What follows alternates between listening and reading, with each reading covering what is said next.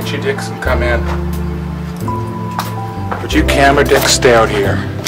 Do try what you're about to see at home. I'm what you call full of shit. In every situation here, no experts were involved, no scientific thought, no maths was used, no physics, just pure bullshit. So join me. Yeah, that other fucker ain't here. Join me, just me. And let's solve this Tonewood bullshit. Remember, I'm not an expert. Do try what you're about to see at home. Would somebody tell me why I left the park for these dicks? I don't know anything about fucking guitars.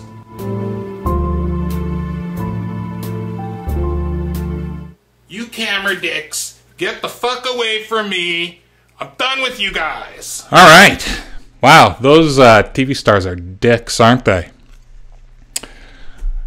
I don't know what the hell they were doing here, but I guess they wanted a piece of the action. I certainly do. I'm kind of interested in this. Anyway, let's just get right to it, okay? I have been watching this Tonewood debate with some interest because, if I'm honest, I did believe that the construction material, okay, had something to do with the end result of the sound or the tone of your guitar. And I don't want to argue semantics, but the sound, the tone, the whatever, if you can hear an audible difference, that's what I'm talking about. And we all know, I'm not even going to show it, because if you believe this, if you're on the side of believing that wood makes a difference, or construction material, or the type of wood, or whatever it is, then you know that when you grab an acoustic guitar, as an example, if you play it, and this is all I want to show, okay? I'm not even going to plug these guitars in right now. I'm just going to grab a pick. If I can find one, I always have a million in my pocket. So we all know that when you play an acoustic and strum it, the sound changes when it's up against your body, okay? So watch. See how the sound changes?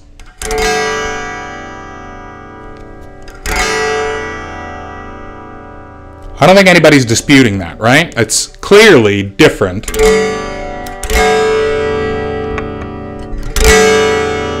Brighter when the whole thing's not touching my body. I'm grabbing it here by the horn, but it doesn't really matter. You can tell the difference when this whole thing touches and becomes essentially part of the mass of my body. So we know that mass and density play a role in the acoustic end result of a stringed instrument, whether it's a guitar or banjo or ukulele or whatever. We know that. You want to dispute that? Go right ahead. Want me to do it with a different guitar? Happy to. Same thing. Okay?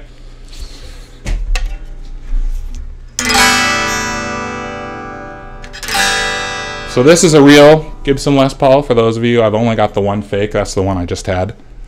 Okay? So here we go.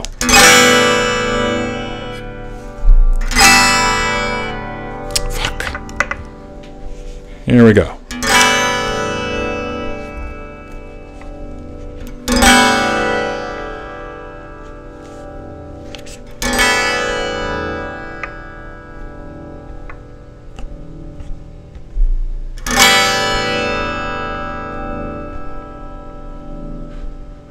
Okay, and we can keep going.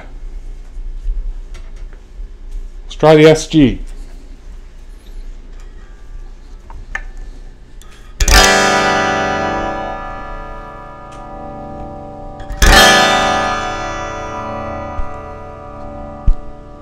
This one's real easy to tell with.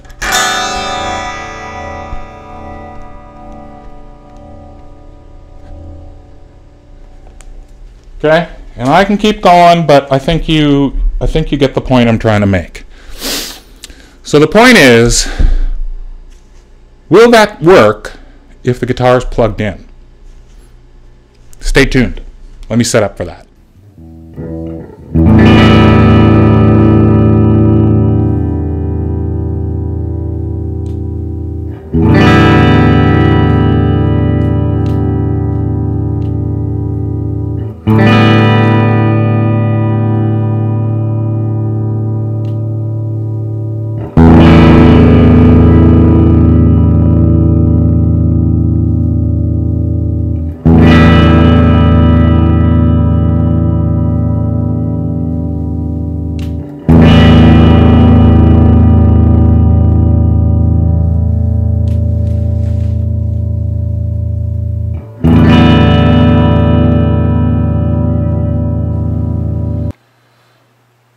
Okay, so I'm here editing my video, and I had to stop. I had to stop my test because I can hear a difference.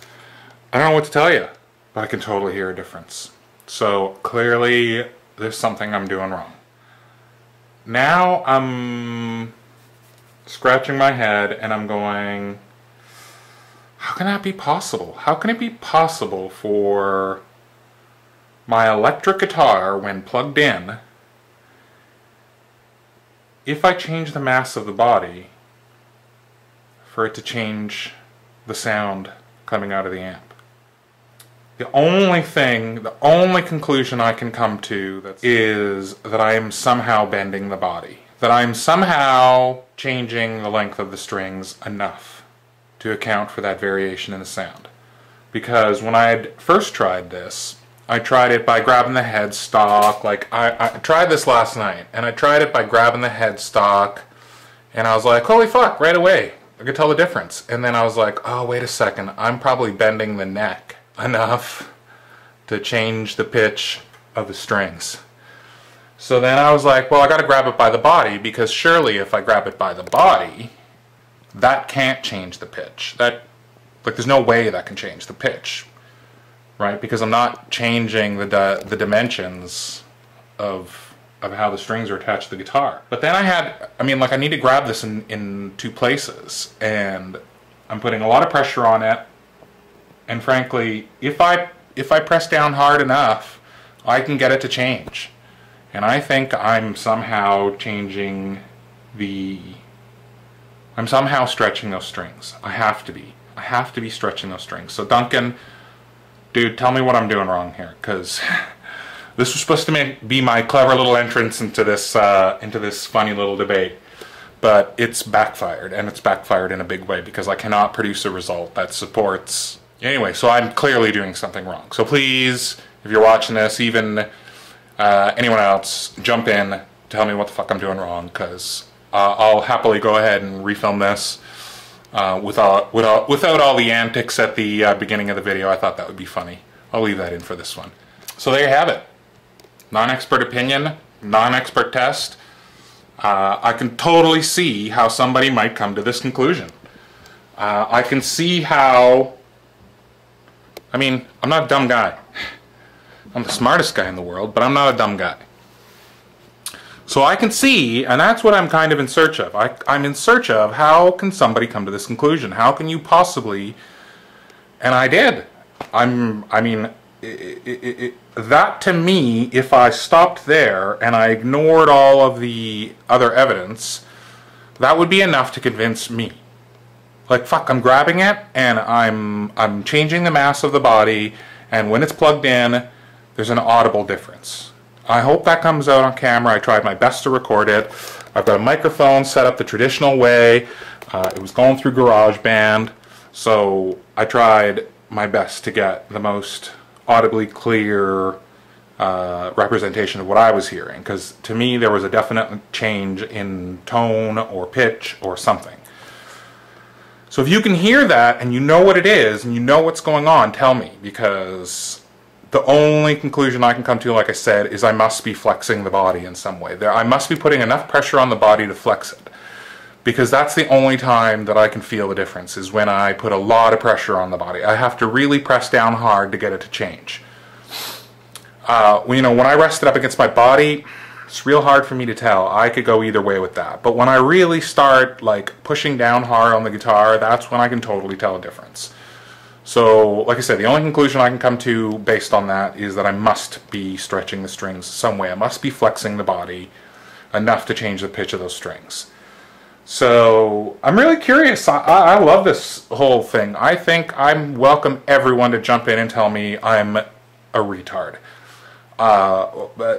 You know, Duncan, come on.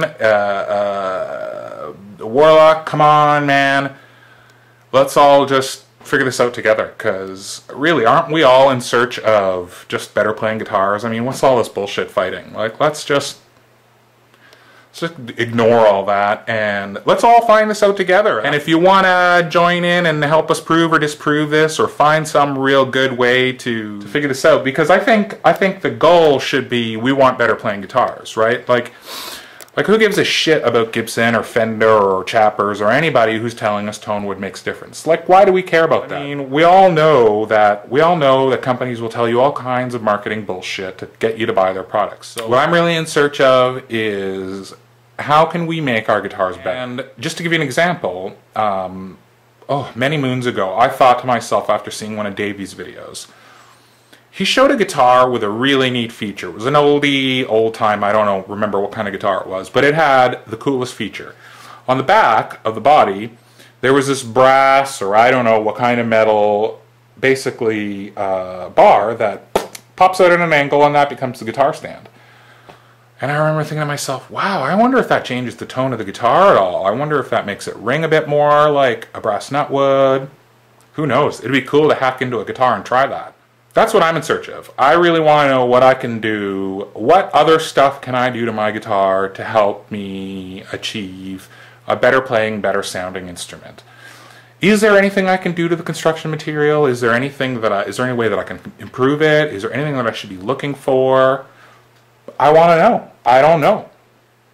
Right? There's a lot of really good argument on Duncan's side and Scott Grove's and Will. It's really hard to ignore that stuff. Like, when you watch Will's video and you look at the math, like, it's really hard to ignore that. That is really strong evidence to me.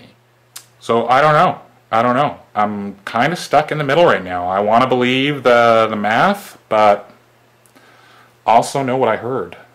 So clearly I'm doing something wrong. So help me out here, folks. Let's all play nice.